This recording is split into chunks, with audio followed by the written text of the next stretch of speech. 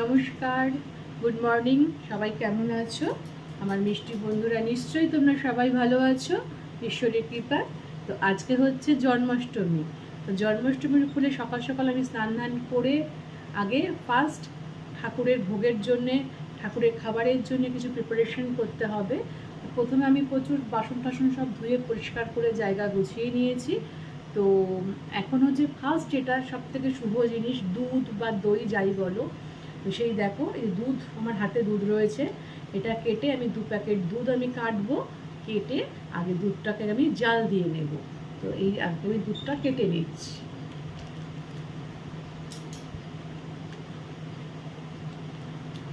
দুধটা কেটে দেখো আমি ঢেলে নিচ্ছি।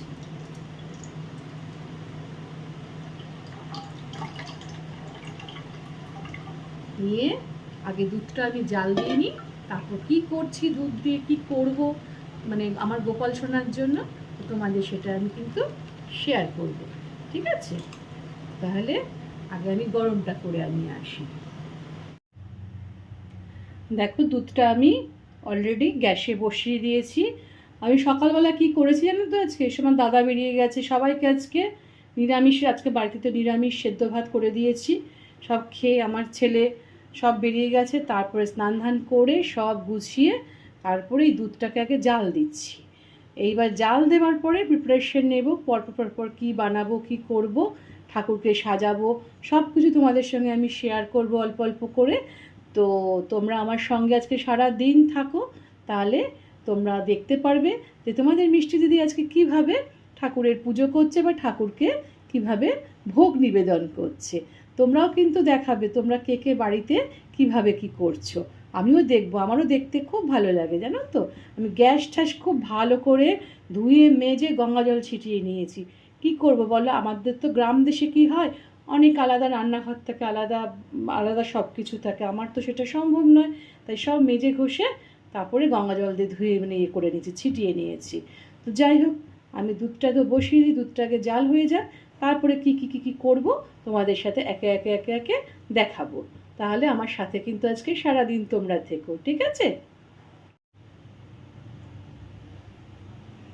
দুধটা দেখো আমার আস্তে আস্তে কিন্তু সুন্দরভাবে জাল হয়ে যাচ্ছে।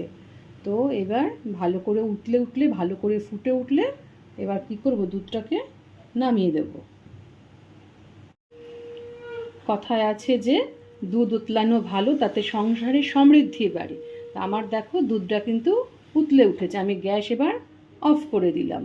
ঠিক আছে, দুধটা তো জাল দিয়ে নিয়েছি, দুধটা দিয়ে একটু ক্ষীর মানে একটু পায়েস করব, তালের পায়েস করব। তো আর এখানে হচ্ছে কী বলতো, তালের বড়া করার জন্য আমি কলা নিয়ে নিয়েছি, ময়দা নিয়েছি, আর এখানে দেখো আমি সুজি একটু ভিজিয়ে রেখে দিয়েছি। সেই ভেজানো সুজিটা আমি এর মধ্যে দিয়ে দিচ্ছি। সুজি যদি তুমি আগে থেকে একটু ভিজিয়ে রেখে দাও তাহলে কিন্তু জিনিসটা খুব ভালো হয়, মানে ফুলে যায়, তো জিনিসটা খুব ভালো হয়। আর এবার দিয়ে দেবো পরিমাণ মতো এর মধ্যে চিনি। চিনি দিয়ে দিলাম। এটাই তুমি যদি আগে থেকে মেখে রেখে দাও তাহলে খেতে খুব ভালো হয়। আর দেবো তালের এই পাল্পটা, অল্প করে আগে দেব, কারণ কলা আছে চিনি আছে, তো বেশি নরম হয়ে গেলে মুশকিল হয়ে যাবে। আর একটা জিনিস দেবো, দাঁড়াও সেটা আনা হয়, সেটা নিয়ে আসছি। আজকে তোমার মানে তালের বড়াতে ক্ষীর দিচ্ছি না, কারণ আমার প্রিভিয়াস একটা ব্লগে তোমরা দেখতে পাবে আমি ক্ষীর দিয়ে তালের বড়া করেছিলাম। যেহেতু আমি আজকে পায়েসটা করব ক্ষীর দিয়ে, সেই জন্য তালের বড়াটা করছি। দেখো এর মধ্যে যে আর একটা জিনিস দেবো সেটা হচ্ছে গুঁড়ো দুধ। তো গুঁড়ো দুধ দিলে কিন্তু খুব সুন্দর টেস্ট হয়। তো এইবার এই জিনিসটাকে খুব ভালো করে মাখতে হবে, মানে কলা চিনি প্রত্যেকটা জিনিস যেন ভালো করে মাখা হয়, চিনিটাও গলে যাবে, প্রত্যেকটা জিনিস সুন্দরভাবে মেল্ট হয়ে যাবে, তারপরে আমি বড়াটা ভাজবো। দেখো আমি সুন্দর করে কিন্তু তালের বড়ার মাখাটা মেখে নিয়েছি। বড়াটা যে করব সেই বড়ার মাখাটা মেখে নিয়েছি, কলা, ময়দা, চিনি, গুঁড়ো দুধ, তালের পাল, প্রত্যেকটা জিনিস দিয়ে মেখে আমি একটু ঝুড়ি দিয়ে ঢাকা দিয়ে রাখবো। কারণ হচ্ছে জিনিসটা, প্রত্যেকটা জিনিস সুন্দরভাবে চিনিটা গলে যাবে, প্রত্যেকটা জিনিস গলে যাবে, তাহলে কিন্তু বড়াটা খুব ভালো হবে। এটা হতে থাকুক, হতে হতে আমি পায়েসটা করব। ওদিকে তালের বড়ার প্রিপারেশনটা তো করে রেখে এলাম, তো এদিকে বসিয়ে দিচ্ছি পায়েস। তো পায়েসের মধ্যে তো আগে চিনি দেওয়া যাবে না, তো প্রথমে কি করছি, গোবিন্দভোগ চালটা আমি একটু ভিজিয়ে রেখে দিয়েছিলাম, সেটা আমি দিয়ে দিলাম। এটা ফুটতে থাকুক সুন্দরভাবে, আর ঘন ঘন ক্ষীরের মতো হয়ে যাবে। আজকে একটু অন্যভাবে করব, পায়েসটাতে কাজুও দেবো না, কিশমিশও দেবো না, কিন্তু কি দেবো দেখতে থাকো, লাস্টে কিন্তু তাহলে তোমরা দেখতে পাবে যে পায়েসের মধ্যে আমি কি দিয়ে তৈরি করছি। নতুনত্বভাবে আমার গোপাল সোনাকে খাওয়াবো, তা তোমরাও সেভাবে খাওয়াতে পারো কিন্তু। তাহলে দেখতে থাকো সেই সবজি পায়েসটা আমি কিভাবে করছি। এদিকে তো পায়েসের দুধটা ফুটছে, আর আজকে পায়েসটা বানাবো তাল ক্ষীর দিয়ে। তো দেখো আমি এখানে কিন্তু তালটা অলরেডি ক্ষীর করতে বসিয়ে দিয়েছি। একদম লো ফ্লেমে করবে, নইলে কিন্তু পুড়ে যাবে, তলাটা কিন্তু বারবার করে এরকম করে নাড়াবে। আর যখন এই তাল ক্ষীরটা করবে, এর মধ্যে একটু মিষ্টি জাতীয় জিনিস, সে মিছরি হোক, বাতাসা হোক, চিনি হোক, যাই হোক, একটু ফেলে দেবে, তাহলে এর স্বাদ দ্বিগুণ বেড়ে যায়, আর তেতো ভাবও থাকে না কোনো।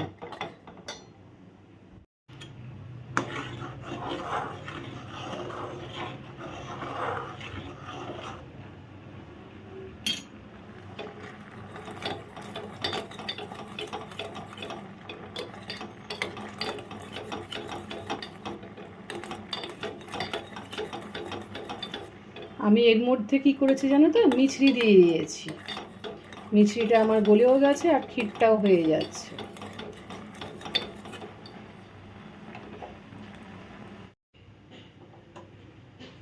আজকে আমার গোপাল সোনাকে একদম পায়েসটা দারুণভাবে খাওয়াবো।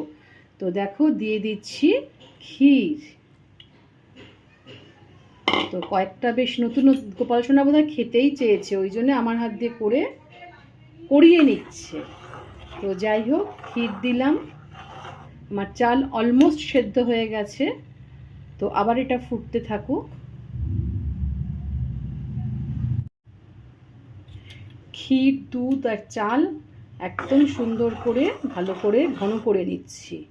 আমার চাল খুব সুন্দরভাবে সেদ্ধ হয়ে গেছে, আমি কিন্তু এখনও এতে কোনো রকম মিষ্টি দিইনি। তো এবার দিয়ে দিচ্ছি তালের যে পাল্প, যেটা ক্ষীর করে রেখেছি, সেটাকে এবার দিয়ে দেব। কারণ যেহেতু আমার চালটা সুন্দরভাবে সেদ্ধ হয়ে গেছে, সেই জন্যে আমি কিন্তু এখন দিতে পারি মিষ্টি জাতীয় জিনিসটা। কারণ তাহলে আগে মিষ্টি দিলে কি হয়, চালটা সেদ্ধ হয় না, তাই আমি এখন দিয়ে দিলাম তালের পাল্পটা।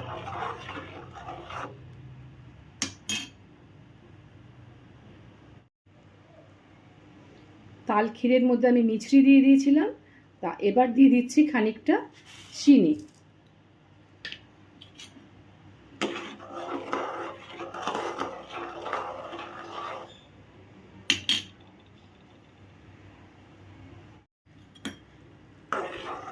আমার কিন্তু মিষ্টান্ন বা পায়েস বা পরমান্ন যাই বলো, আমার কিন্তু কমপ্লিট। কারণ তুমি যদি এই মেজারমেন্টে যদি পায়েসটা না রাখো, তাহলে কিন্তু কি হবে, এটা ঠান্ডা হলে ফুল জমে যাবে, তাহলে একদম টাইট হয়ে যাবে। এই যে তোমাদের পুরো পায়েসটা আমি দেখতে বলেছি, যে এর মধ্যে আরও একটা জিনিস দেব, সেটা কিন্তু এখন দেব না, এটা একদম ঠান্ডা হবে। আমি এখন নিয়ে পাখার তলায় তো রেখে দেবো, তো ঠান্ডা হয়ে গেলে তারপরে ওর মধ্যে আমি দেব। হ্যাঁ, তো এটা একটু ঠান্ডা হয়ে নিই, তারপরে তোমাদের দেখাচ্ছি আজকে কাজু কিশমিশ ছাড়া এর মধ্যে আমার গোপাল সোনা কী খেতে চেয়েছে, সেটাই আমি তোমাদের দেখাবো।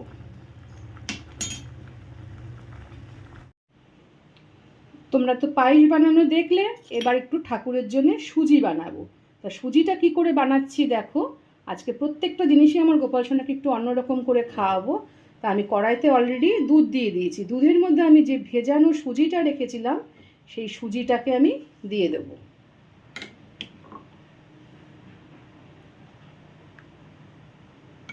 আজকে কিন্তু সুজিটা আমি না ভেজে করছি। সুজিটা যখন ফুটবে, তখন দিয়ে দেবো এর মধ্যে একটু ক্ষীর আছে, ক্ষীরের সুজি বানাবো।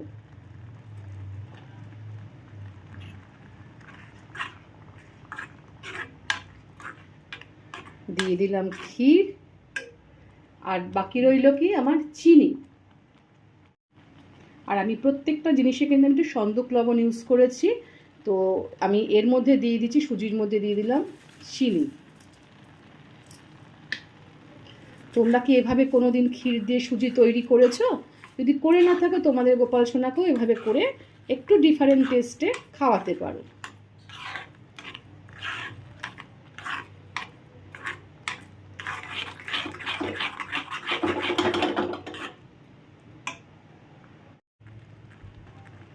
দিয়ে দেবো কাজু, কাজুগুলোকে আমি আধা ভাঙা করে দিয়েছি।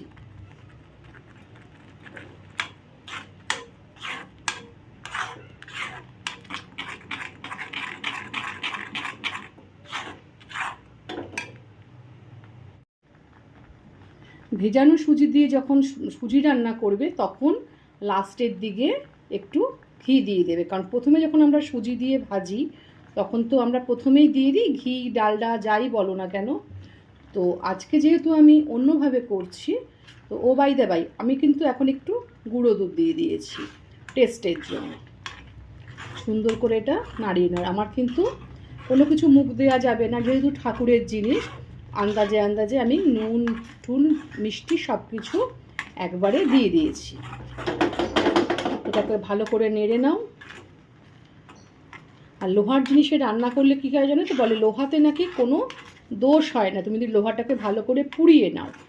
তো এটা আমার মোটামুটি বলতে পারো রান্না হয় না এই কড়াইটাতে, এটা আমার লোহার কড়াই। তো আমি এই জন্য ইউজ করলাম, এতে আমি তালের বড়াটাও ভাজবো। তো যাই হোক, আমার সুজিটাও কমপ্লিট হয়ে গেল। তেলটাকে সবসময় যে কোনো ভাজাভুজি করতে গেলে তেলটাকে খুব ভালো করে গরম করে নেবে। তো আমি তেলটাকে খুব ভালো করে গরম করে নিয়ে লো করে দিয়েছি, লো ফ্লেমে দিয়ে এইবার তালের বড়াগুলো আমি ভেজে নিচ্ছি। দেখবে এইভাবে করলে পরে আপসেই বড়াগুলো ওপরে ভেসে উঠবে, তোমাকে ধরতেও লাগবে না, নাড়তেও লাগবে না। আর আমাদের গোপাল সোনার তো তালের বড়া সব থেকে ফেভারিট, ওটা না দিলে তো অসম্পূর্ণ থেকে যাবে, তাই তালের বড়াটা স্পেশাল করে করে দিচ্ছি। এবার তোমরা বলবে স্পেশাল কেন? আজকে সব খাবারে যেহেতু উনি ক্ষীর খেতে ভীষণই ভালোবাসে, তাই লাস্টে কিন্তু সব কিছুতেই আমি একটু করে ক্ষীর যোগ করেছি।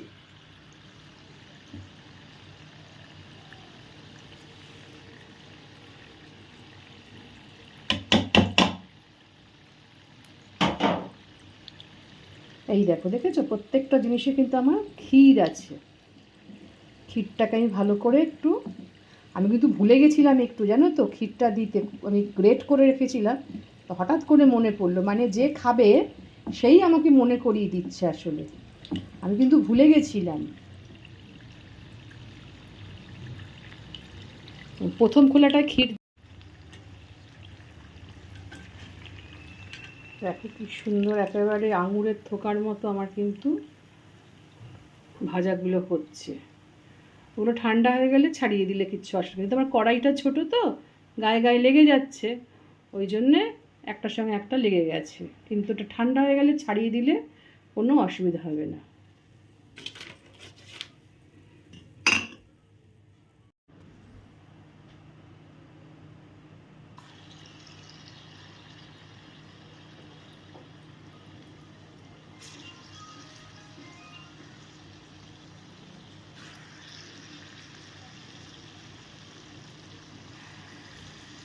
আমার কিন্তু অনেকগুলো ভাজা হয়ে গেছে, আর 2-3 খোলা ভাজা হলেই আমার হয়ে যাবে।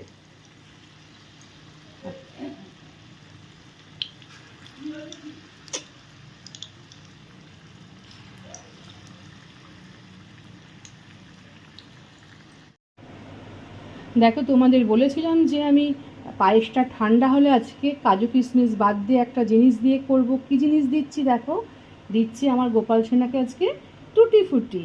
আজকে টুটি ফুটির পায়েস, একদম তাল ক্ষীর দিয়ে সব কিছু দিয়ে সুন্দর করে, তোমরা তো দেখলে কীভাবে বানিয়েছি। আজকে আমার গোপাল সোনাকে টুটি ফুটির পায়েস দেবো। দেখেছো? হ্যাঁ, কি সুন্দর লাগছে। আজকে আমার গোপাল সোনার এটা খেতে ইচ্ছে করেছিল, জানো তো।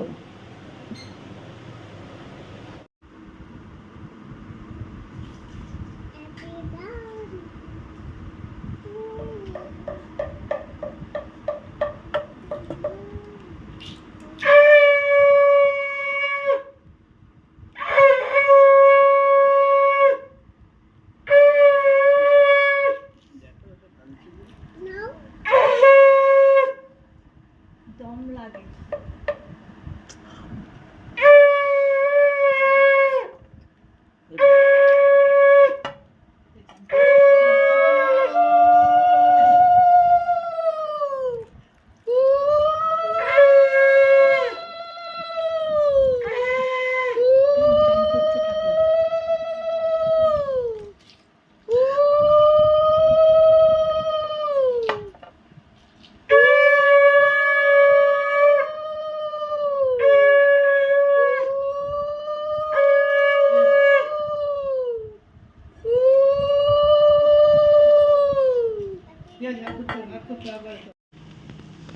নতুন জামা পরছে, দেখেছো সোনা? আসো দেখে যাও, তুমি যেমন নতুন আছো, তুমি দেখবে না আমার। এই দেখো সোনা, এই দেখো গোপাল সোনা নতুন জামা পরেছে, দেখেছো?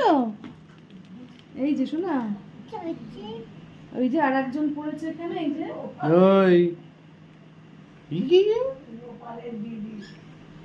গোপাল এখন মুকুট করবে।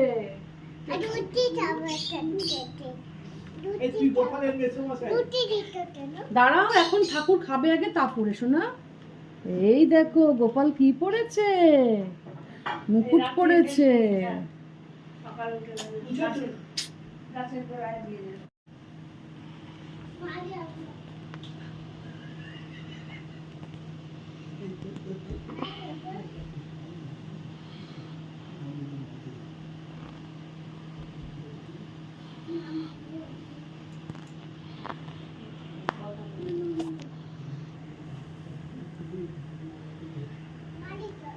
লোকনাথ বাবার গলায় উনি সাদা ফুল পছন্দ করেন, তো সেই জন্যে ওনার গলায় সাদা ফুলের মালা।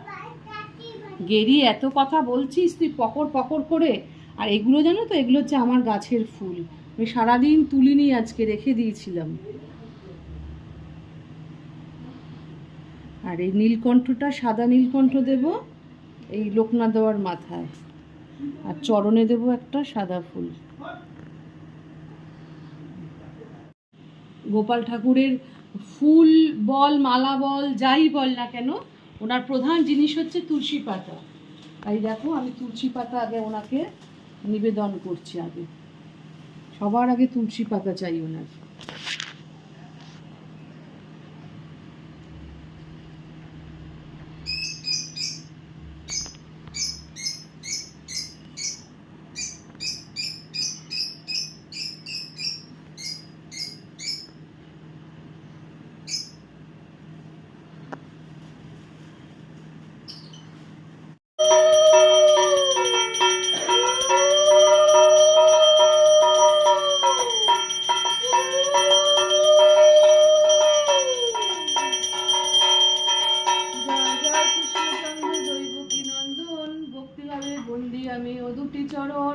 জন্মাষ্টমী ব্রত কথা করিতে রচনা, হৃদয় উদিত হয় সৎ বাসনা। পুনঃচিন্তা করি যেন হইয়া বামন, চন্দ্র ধরি বাড়ি সাদ হইল তেমন। কিন্তু তবু মনে পড়ে তিনি দয়াময়, করিল তাহার কাজ কৃপা তার হয়। যার কৃপা হলে পঙ্গু গিরি পার হয়, যার কৃপা হলে মুখ কত কথা কয়। সেই কৃষ্ণচন্দ্রে আমি করিয়া প্রণাম, জন্মাষ্টমী ব্রত কথা পদ্মে লিখি নাম। প্রার্থনা মনোবাসনা পূর্ণ যেন হয়, অন্তিমিতে পাই যেন চরণে আশ্রয়। সাথে দেন একটি সংবৎসর, কার্য শেষে পুনরায় আসিবে চলিয়া। এত বলি উমা রমা সাথেতে লইয়া, মথুরা উদ্দেশ্যে যাত্রা করি নারায়ণ। দৈবকী উদরে জন্ম করিলা গ্রহণ, যেকালে বৈকুণ্ঠ ত্যাজি ব্রহ্ম সনাতন। করেন দৈবকে গর্ভে আশ্রয় গ্রহণ, সেকালে শ্রী শিব ব্রহ্মা আদি দেবগণ। সনকাদি নরদাদি মুনি ঋষিগণ উপস্থিত হয়ে সেই কংস কারাগারে ভবাদি করেন সবে ভক্তি সহকারে। ঋতুমন্দ বৃষ্টিধারা হতেছে পতন, স্বয়ং অনন্তদেব সর্পরূপ ধরি বাড়ি নিবারণ জন্ম কৃষ্ণ সূর্য করি ছত্রের মতন ফনা করিয়া ধারণ শ্রী বসুদেবের সাথে করেন গমন। এইভাবে বসুদেব যাইতে লাগিল, যমুনার তটে আসি উপস্থিত হলো। দুকুলে বহিছে বান, বসুদেব ভাবে কেমনে হইয়া পার পাবো গোকুলে যাইতে। হাই কি করিব বলি কাঁদিতে লাগিল, অন্তর্যামী নারায়ণ অন্তরে জানিল। দেখিতে দেখিতে জল আসিল কমিয়া, শিবরূপে পার হয়ে যান মহামায়া। শিবায় পশ্চাৎ ধরে বসুদেব যান, মায়া করি বাড়ি মধ্যে পড়ে ভগবান। লইলে আশ্রয় ভক্তিপ্রিয় কৃষ্ণচন্দ্র ভক্ত বড়ধন, ভক্তের লাগিয়া তিনি অবতীর্ণ হন। হে গোলকপতি কৃষ্ণ প্রার্থনা চরণে, এ অধমে কৃপা করো আপনার গুণে।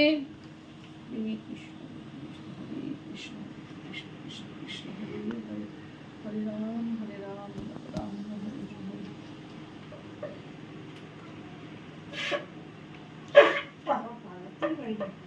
ষষ্ঠং মাত্রা হিরঞ্চ যদ ভবেৎ, পূর্ণং ভবতু তৎসর্বাঃ তৎপ্রসাদাৎ সুরেশ্বর।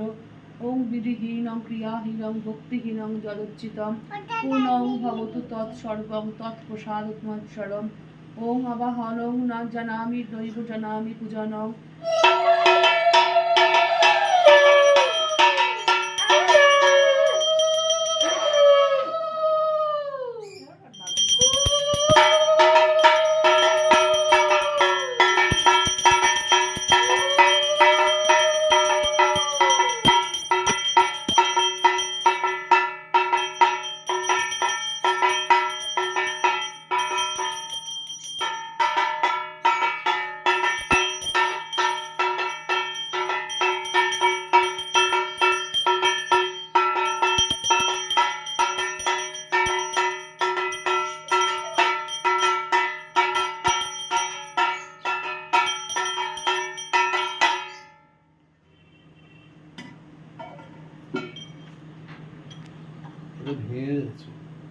না না না না না, এটা নয়, এটা নয়।